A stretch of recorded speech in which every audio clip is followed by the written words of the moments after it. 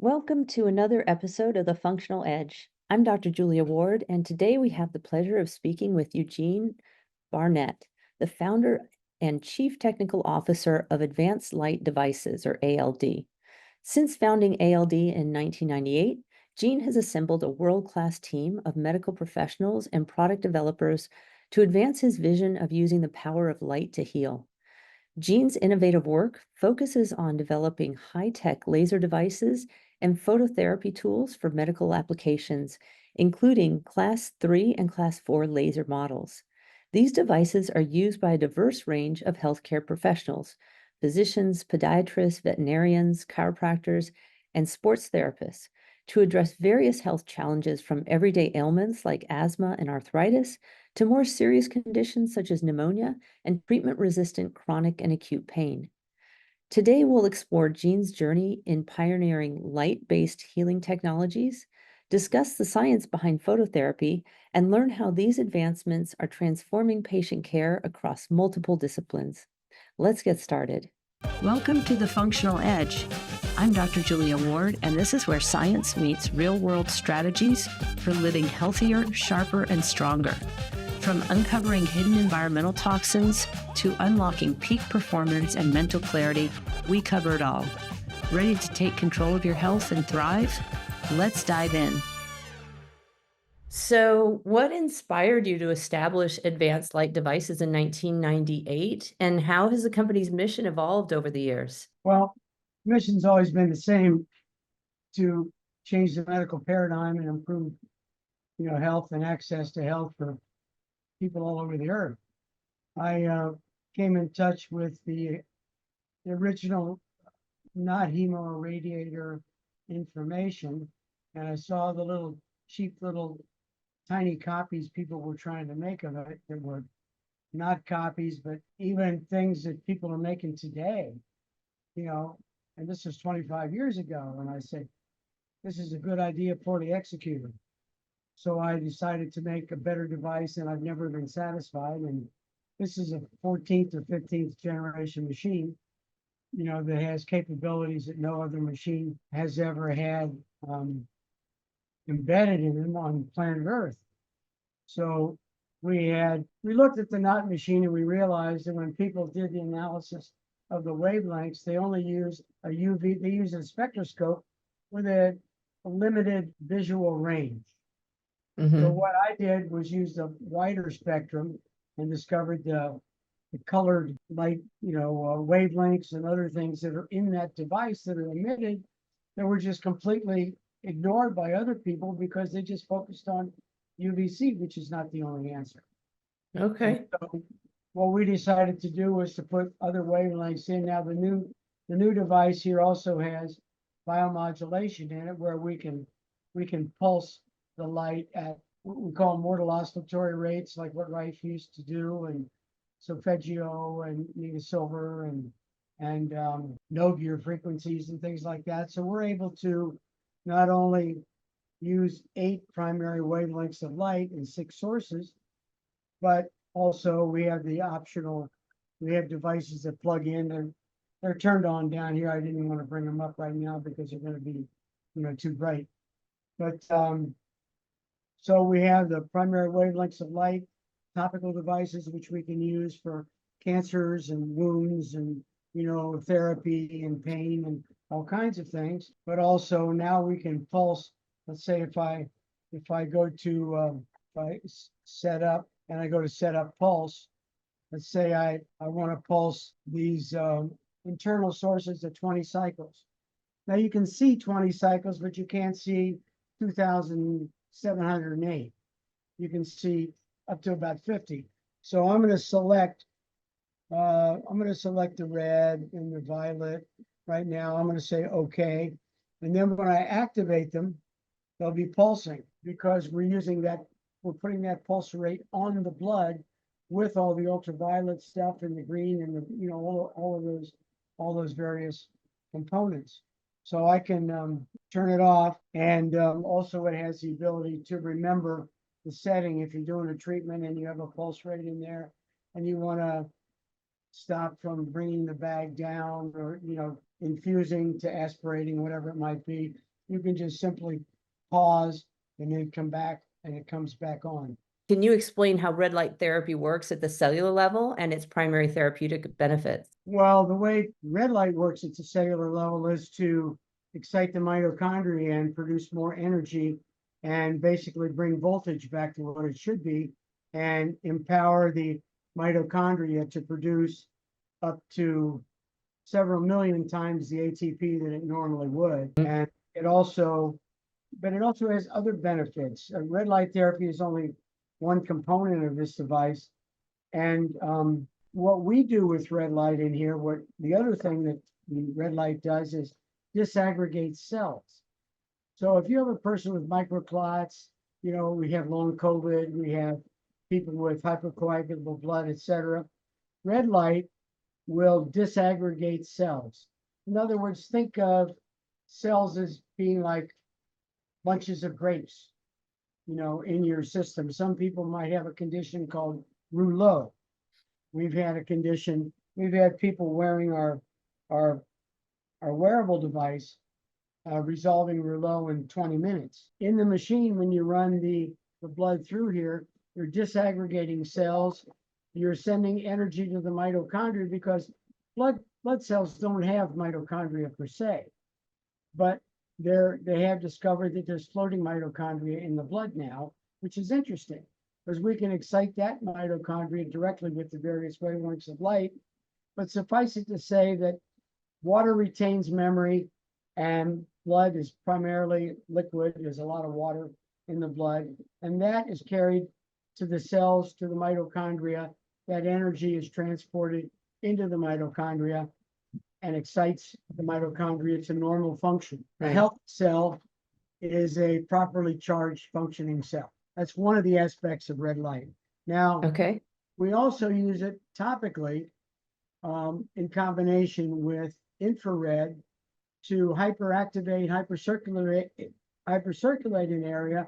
So that say you're giving somebody a Myers cocktail of vitamin C, NAD, whatever it may be, and you want it to go, let's say, to the liver, well, you put a pad, one of these pads like what we have here. This is red infrared, and I don't know which, here it is.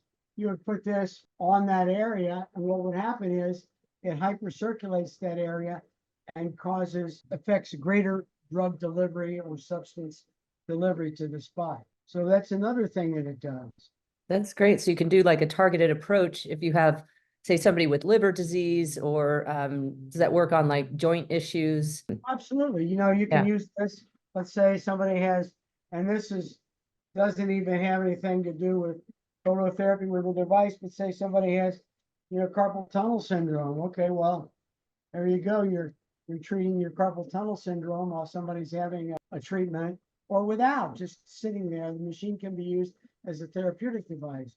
You can use it for neuropathy. You can use it for shoulder pain, knee pain, etc. But what it does is it causes normalization of tissue function. Basically, that's what you're looking for, is normalization. Because anytime you've got an injury or something, you've got inflammation, where you can help resolve inflammation by inducing a healing cascade. And you can also, I'm being recorded right now. So it's my wife's coming in to say hi. Okay. So this is, you know, for injury, or you know, you see all these things out there, the Tommy Copper stuff, all these pads. They're all red light therapy because it's normalizing wavelength. Yeah, that's great. So it's reducing inflammation as well. Right, but like I say, in the machine, we use it to disaggregate cells to send that energy to the mitochondria. So we're trying to resolve microclotting and blood issues and circulatory issues, etc. And to go back, if I can go a little further into the machine, we have green light in here, and green improves what they call the erythritosity of the blood. It helps open capillaries. It opens, you know, we get microcirculation, improved microcirculation in the body. So we've got this energy we're trying to send to the extremities of the body. So we open up those doorways, those pathways. A lot of things in the body are mechanical. It's simply that the capillary is too small for something to get through. they get blocked. Well, just like arteries do with a heart attack or something. It's a little more dramatic. But the point is, you've got a small doorway and something bigger trying to get through. It can't get through there. So we're Got it. improving that capillary circulation. We're also going to help balance redux and hyperactivate curcumin if we're using that for a cancer patient or somebody to resolve inflammation, because curcumin helps resolve inflammation wonderfully. Yeah. But when Yeah. we photoactivate it in the device, it becomes more bioactive. Wow. That's really cool. We use infrared in this device now because infrared hyperactivates mitochondrial energy. So we're sending that wavelength through the system to the cells to also, along with the red, hyperactivate that mitochondrial energy. That's And then great. we have, in here we also have our two ultraviolet sources. One is a UVC and the other is a double UVA. And what we do is those two combination wavelengths form adjacent strands, covalent bonds and adjacent strands, or double covalent bonds, adjacent strands of DNA that render virus and bacteria unable to replicate. Ah, So basically we generate an autogenous vaccine in your blood with all of these ancillary wavelengths that help improve circulation, balance redux, send it through, improve, and we hyperactivate the Krebs cycle. So this is one of the light assemblies that we have in here through the camera. This is your UVA source with your violet, your red, and your green. This is the rear. So the rear has the violet on it. So this is violet, and this is infrared, and this is red. And then in this one, we have the UVC, and we have green, infrared, and red down here. So we have these two assemblies, a little cumbersome, but there is some intelligence to what I'm doing here. What yeah, we've definitely. done is we have these assemblies here, and they sandwich this in between them. So we have this tremendous amount of energy surrounding these, the cuvette here, trivette, and we're able to infuse an incredible amount of energy into the blood. And what happens is this device, the blood has to go 30 inches to get through this. Any other device has a maximum of 10.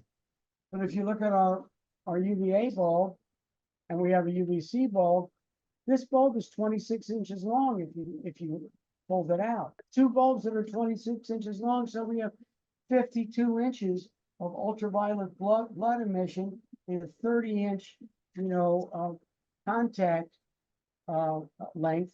And so that's the reason why this is so much more effective than something like this with, a little bulb inside and a little Yeah. tiny, it's just Right.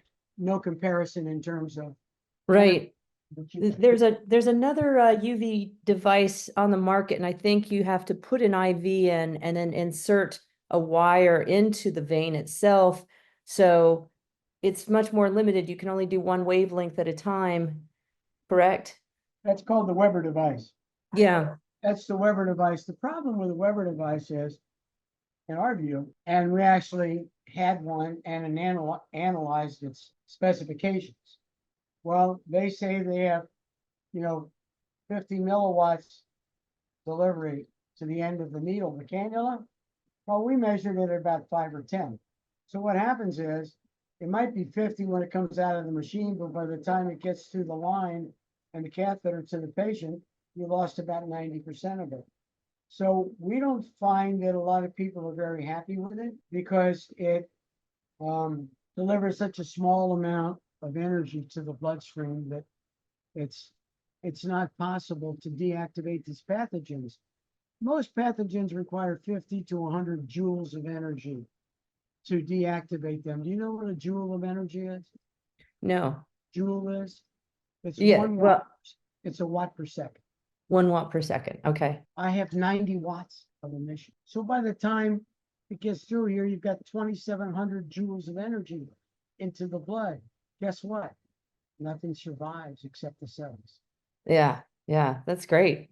So, And so how do your machines compare with like red light beds, which are commonly found in wellness centers? well, it's interesting. I probably get more energy into my body, into my bloodstream with this little device here than you do with a Juve machine standing in front of it, on the wall. It might make you feel better. You might think, oh my God, I'm getting all this red light. Well, here's what we're doing here. We have we have this energy in contact with the skin. There's only a Hmm. few microns of tissue to get the radius and the ulnar. So what we do is, if you look at this, you can Oops. see this is in a bright light. It's going through my hand. Yeah. Okay, so all we're trying to do is to get right here into the bloodstream. Okay, so what happens is when you wear this for 30 minutes, the entire circulating blood mass in your body goes through your wrist at least 3 times. So you're Oh, treating 5,000 cc's of blood 3 times every 10 minutes. wow. If you're doing this with these red light beds, well, guess what you got here? Upper chest women, nothing's going to get there because you got a lot of adipose tissue. Tissue here, adipose tissue here. So what does adipose tissue do? It absorbs light, but that really doesn't go deep into your bloodstream. This actually treats your blood while you're Okay. working out, while you're Yeah. going for a run, while you're playing tennis, while you're walking, while you're working in your office. And you don't have to spend time standing in front of a useless machine. I mean, they probably have some kind of benefit. Let's say you have some skin disease or something like that that you want to treat with red light. That'd be okay. Yeah. But your those devices like that really don't deliver much energy into the bloodstream. Okay. And What are some of the most promising medical conditions that red light has been shown to treat effectively? well, inflammatory conditions, you Mm-hmm. know, circulatory conditions, Yeah. uh, injuries, Mm-hmm. neuropathy, things like that. Okay. It's not red light is helpful for a lot of stuff, but I mean, if you're sick, you need a little ultraviolet to kill the pathogen. Yeah. Yeah. So the other UV wavelengths are important as well. Excuse me? So the other colors, the other UV wavelengths are important for different things. Well, they're important because they're the ones that deactivate the pathogens that kill them and render them unable to replicate. Because when your blood goes through this system, when so we drip feed it in, or you do a 10 pass or multiple pass system, whatever you do, when it Mm-hmm. goes through this in both directions, we basically made a vaccine in your blood for everything you have. That's amazing. That's the purpose of this. Yeah, that's amazing. That's the So, ultraviolet that's going to do that primarily. okay. How does red light therapy complement other regenerative treatments such as ozone therapy and hyperbaric oxygen therapy? And are there synergistic effects when combining these modalities? Oh, Um, absolutely, yeah. absolutely. And you can add to that chiropractic or acupuncture and those things, because when the body is well adjusted, when the energy flow in the body is better, everything works better. Red light Hmm. therapy will work better. This therapy works better. Anything, well, you know that the body, Yeah. Yes. Yes. So I don't know if I've answered your question adequately. You did. Yes. Are there safety protocols or trainings that have to be, provided to the practitioners to make sure that they're Well, effective, safe? sure, we have basic guidelines, but bodies are different. You're slim and trim and fit and everything, and I'm not quite as slim and trim and fit as you are. My wife is. She's a personal trainer, Uh-huh. size 2, and Uh-huh. just got off the treadmill for about an hour and a half. It depends a lot on ectomorph, mesomorph, Uh-huh. endomorph, whatever you are. You're gonna eat up a lot of that energy in fat. It's not going to get where you want it to go. So that's why you have to put it in strategic locations if you want to get it into the blood or whatever. You need to Mhm. have access or enough energy to get there. The problem Right. with a lot of devices is that either they don't produce enough energy, or they're the wrong wavelength. So we use 625 and 660 here. Why do we use the combination? Because we have some products. We use our methylene blue.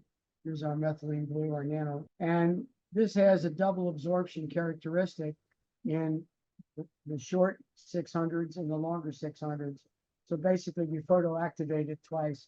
We kick it in the ass twice to make it as powerful as possible. Yeah, So can you, when you give it that that energy, it becomes an electron donor. okay, so yeah, that was my next question. Can you kind of explain how methylene blue sort of complements the UV radiation? Well, not so much the UV, although it does have some UV absorption characteristics. It's primarily the red wavelengths that we use to photoactivate it to make it bioactive. And then it Okay, becomes an electron donor. It's very good for increasing oxygen availability in the body. You know that hospitals will use it when somebody gets a condition called medhemoglobinemia, where you have the body's inability to utilize the oxygen. I can tell you a little story. When we were in Mexico City in May of 2020 to treat COVID patients at a hospital in Mexico City, our first patient had an O2 sat of 63. She was a middle-aged woman, 3 kids. Her husband was a detective. He found out about us being in Mexico City, brought her over there because everybody that went in the hospital came out feet first. So what was happening was that the SARS component of the COVID, insult reduced the amount of surfactant that pneumocyte 2 was producing in the lungs. So the lungs were unable to absorb and utilize the oxygen that they were given. That's why when people were intubated, most of them died anyway, because they couldn't use the oxygen they were given. Their body wasn't able to absorb it. Well, we found out, and we've made this stuff for about 10 years. Everybody's hopped on the bandwagon the last 3-5 years. Oh, methylene blue, methylene blue. I've been using it since 2000 for 25 years. We already had it ready, so we nebulized these patients with some of the blue and saline, and gave them oxygen, and we were able to bring their oxygen level up, 15, 20 points. We stabilized her at 89 in 90 minutes. We gave her a couple of hemolumens, 2 times with the nebulizer oxygen, took it away like 6 liters a minute, then 2 liters a minute. And we were able to stabilize her at 89 in 90 minutes, whereas most people would have been intubated at the hospital and passed away. That's amazing. The phosphatidylcholine in here, the small amount of phosphatidylcholine, replaced that deficit of the surfactant in the lungs and enabled the body to take up and utilize the oxygen that was given. Just a tiny bit of phosphatidylcholine in each woman's life. That's amazing. Yeah. They were all stuck in the ferric state. We had ferritin levels in the 1400s, and we saved everybody that we treated. But people That's great. today in foreign countries are intubating people. Yeah. And it's trying to like pour a 5-gallon bucket of water into a straw. I mean, it's just Right. you're not gonna get anywhere, Yeah. So Yeah. that phosphatidylcholine was the key, and is the key. Yeah. Surfactant deficit. Yeah. Oh, that's really great. So what advancements do you foresee in the field of red light therapy, and how is Advanced Light Devices positioning itself to lead in these developments? Well, we have a couple little things here we use. Oddly enough, we have a red light headset. Wow. Okay. We're using this. Can't hear you so good. We're using this along with the big pads on the corpus callosum, and we're able to help with cognitive decline, memory issues, things like that, because we're driving this light right through the auditory canal into the brain, but there's a tremendous amount of blood flow here. And so when we nebulize the methylene blue and we photoactivate the blue in the brain with our red light headset, and of course it looks kind of silly. It's not a cute little red headset, but you're doing this to get a tremendous amount of energy in, and you're putting this on here. We get more energy in this than you do with one of these freaking helmets that they have. And is that going to still penetrate like somebody's hair Like if they have a lot of Now, hair? we have the infrared there, which helps, but light does absorb, the hair does absorb light. Uh-huh. That's why we also use this, because there's, unless you have really hairy ears, it's gonna, Yeah. the light's gonna get into your brain. That's and how many like how long would somebody sit under that for a 20, period 30 of minutes, okay, 20, 30 minutes, once or twice a day. We have people okay, that are picking up, memory function, et cetera. yeah, Uh, Cognitive decline, helping reverse that. This will also photoactivate NAD. So if you're oh, giving somebody NAD and you use the headset, you're yeah, going to get more delivery to the brain, and you're also going to get a better result. wow, that's great. Do you have any client, or patient success stories using that? Yeah, we have a lot of doctors that use our stuff to report things to us. It's not any kind of a formal study or anything else Sure. like that, Yeah. because it's not set up in that way, but we're in the process now of harvesting some of that information so we can use it as testimonials. Yeah. Um, I can tell you that we have applied to the FDA for September 26th. We applied to the FDA for a investigative device exemption for the hemolumen for Lou Gehrig's disease, ALS. Okay. And so we've had tremendous success in South Miami for about the last 4 years. And people are wheelchair bound or walking and improving their health tremendously, using the hemolumen as one of the primary drivers of the protocol. Oh, And wow. that we expect to have an answer. We're going to have to push them because they're going through this transitional period now, the change in administrations. Sure. Yeah. A lot of them are woke people who work at home, and they don't Uh-huh. get much done. So Okay. technically, we're approved by statute, but we're not going to push the issue. We're waiting for the letter from them to say that we do have an official IDE. So we can use this widely in the United States then for Lou Gehrig's disease. And for those patients with ALS or Lou Gehrig's disease, you said they're using the hemolumen. How often are they getting treatments with that? I think it depends on the patient, but I think it's pretty much of an intense protocol where they're treated multiple times a week, Okay. probably 3 times a week Okay. for Okay. a number of weeks. This doesn't happen overnight. Right. Right. I think it's probably I think it's a 3 or 4 week protocol. Okay. My partner Dennis has more information, on that because he's working with the doctor in South Miami and put the document together. I have it here somewhere. Just didn't know I was going to get into that. Okay. No, that's fine. That's fine. But we do have the IDE. I can probably look it up in the file, but Okay. we have enough information to demonstrate that it works. And Okay. that's why we filed with the FDA. Nobody that makes a device like this has ever even attempted to get it FDA cleared. That's Because great. what can they show that it does? They can't. Yeah. Yeah. Beautiful. Well, thank you so much for your time and all the explanation about these devices. I absolutely love the hemolumen, and uh, feel like I need a few of your attachments, which we don't have at this point. Well, So, we can talk about it. We also have one here that I brought out. I got the laser here. I don't know where it is. We have a violet pad that we use for breast cancer and for topical cancers.